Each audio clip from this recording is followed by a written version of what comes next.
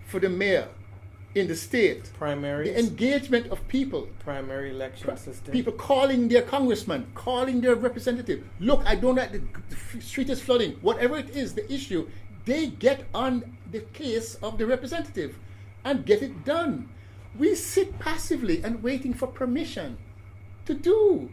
It's our notion of this kind of a relationship with the powers. We accord the same kind of deference to our representatives as we did to the colonial masters. But isn't it true? But isn't it true that in a small society where political leaders determine, certainly in the Bahamas it is the case, I don't know what it is here in Jamaica, where members of parliament and leaders in government, ministers, determine who gets a job in a government position or who gets promoted in some instances, who may be stretching it too far, but certainly they influence people getting jobs in the government sector. Mm-hmm. So people feel somewhat dependent, and if people speak out, I know of many people, if they speak out, or those who in the past have spoken out about any number of issues and would have cried victimization, been let go at some point along the way because of their taking a stand. Mm. So if what you're saying is true, how does that square with the fact that people would see examples of those who have been victimized because of them taking the stand you're asking them to? If you spoke out against slavery, you were sometimes put to death. Did that deter the revolution that eventually led to our emancipation? This Freddy notion. You have to have courage. What happens in the Caribbean is because we, the citizenry, the electorate, allows it to happen. And when we have enough and we decide to stand up, it changes. We have to decide. We complain about leadership, but leadership and followership are two sides of the same coin. If there's a failure in leadership, there's a failure in followership. And we, the electorate, sit by and blame, but we are equally culpable. But while you talk about that, most of our countries are lorded over by two political parties. Some say mafias, because we allow them to. Who you can't determine. The citizenry don't determine who leads these political organizations. And therefore, the system, I'm making the case, whether I agree with that or not is not the point, that there's so much power that rests in those who lead, and there's so much manipulation or control that you can understand why citizens would feel the way they feel. But I understand how they feel the way they feel, but they also need to understand and appreciate that it's because they allow it to be. We don't involve ourselves in politics. In most Caribbean countries, politics is viewed as a nasty, dirty, corrupt thing. The people who are our governors are our brothers and sisters and uncles and aunts, and they don't come from Mars. They don't even come from England anymore. And the way we treat them is as if they're some kind of other species that are imposing themselves on us and who we are afraid of and we don't want to speak up. We can't continue this way. We have to recognize that this is a failure on our part as an electorate, as a responsible electorate in a democracy. We have to exercise our power. And I don't mean burning down the place. When we say enough, when we, through conversation in our communities, in our churches, in our PTAs, develop a critical mass, when you ask the average Caribbean person, what vision you have for your country? Very few have even thought about it. They complain about this leader and that leader, who corrupt and who thieving and who doing that. But I'm saying, where you want your country go? There's a kind of alienation from the country, from the mainstream society, in part because of education and so on. But most Caribbean people, boy, I have to leave here because this place don't belong to me. It belongs to the big man and the politicians. Okay? If I have to make a life, I have to go to America and go seek my fortune there. That is the notion. And it is so sad.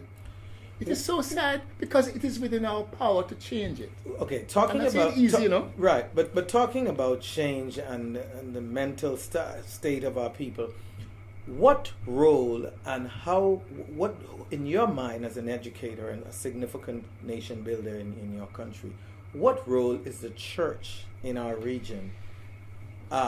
What role do you really see them playing in bringing about the kinds of change that you've been talking about? How significant is the church? I think the church is very significant in the Caribbean because we are very sort of, we are spiritual people. Okay, I'm not speaking about various religions and your denominations, right? But we are spiritual people, generally speaking. Okay, I mean, in terms of the acceptance of a higher being, right, and a certain moral order that we ought to be living in. I think the churches can do far more in deliberately empowering our people. The churches played that role before emancipation, you know. It was the churches behind a lot of the slave revolts, the Baptist church in particular, in Jamaica for sure, and in other parts of the region. And in our country, in the Bahamas, the church is still a very, very powerful force. Absolutely. We had a government that was, some say, removed from office primarily because it took a stand in allowing gambling to be legalized against the wishes and will of the church. Right. Well, you know, I would like the church to be the conduit for the wishes of the people. You know, the church has a role very similar to the ideal education role, to empower and to enable people. You have the power of Jesus Christ. Whatever I'm a Christian. Huh? The power of God resides in each of us. Okay? We are not supplicants and little mealy-mouly, fraidy people. We have the Spirit of the Lord in us. We are required to take charge. We are required to exert our power, our talent. We can't be subservient to some notion about why. It's just, and the church is not, as it did before slavery, to empower us to take on the guns and the bayonets. Why can't we be empowered to take on these notions of being under the repression of the politician? Well said. Talking about guns and bayonets, the Caribbean region is suffering from crimes, violent crimes, particularly from guns. And guns are not made in the Caribbean region. A quick response to this is America responsible, seeing that they're the major manufacturer of guns in this Western world? And is it something specifically that you would say that is needed to be done by the U.S. government to aid our cause here in this whole notion of gun crimes? The U.S. is not responsible for us. By whatever means guns come in, legal or illegal, is by our decision. I mean, why do we continue thinking of ourselves as some hapless set of people? The gun crimes in Costa Rica is far less than the gun crimes right next door in Honduras and El Salvador. That's not by some accident. Costa Ricans just organize themselves in a certain way. I mean, I don't think that we need to, again, take charge, okay? We cannot continue with this disengagement of our people, the alien nation, and boy, you know, we're poor America, this, and pleading for America. Take charge of yourself. Okay. We have to talk about what we really need to talk about here today, and that is the organization you served as chairman of, which is the FLA. Quickly, why was the FLA created? What is the purpose you know, of the organization? we had the Firearms Act that was established in colonial times. It put first of all, there's no right to bear arms in Jamaica, okay? This is not America. Right. Same in the Bahamas. Right. So it is a privilege that is granted by the minister. In our case, the Ministry of National Security. And unfortunately, in our case, we don't get the privilege of carrying handguns unless it's approved by cabinet and right. so on and so forth. Well, the minister and the cabinet, but it was administered from colonial times up until 2013, I think, 2007. Right. The Firearms Act was modified to bring birth to the Firearms Licensing Authority. So up until 2007, this privilege was administered by the police. So you had to go to the police station and make your application. It made its way through, but the police administered it, and it had a lot of problems in that regard. Corruption. And also the perpetuation of the notion that it's only big man have gun, you know, landowners. By that, okay. You know what I'm saying? The regular person couldn't get access. And so the Firearms Licensing Authority was established also reporting to the Minister of National Security, but to give some kind of transparency and cleansing to the whole process of applying for firearms, but still at the discretion of the minister. So each minister in each administration would have their own particular bent. When I served as chairman, my minister then made it very clear. He wanted the 2.5 to 3 year wait for a response to your application for firearm to be reduced to 6 months. Was tops. that accomplished? Absolutely. How long it took to get to that? It took us 1.5 years of business process re-engineering and staff changes to make that possible. Interesting. Who led that organization? The CEO was a gentleman who we were so fortunate to get from the Bank of Nova Scotia called Dr. Kenroy Wedderburn, a master at business process re-engineering.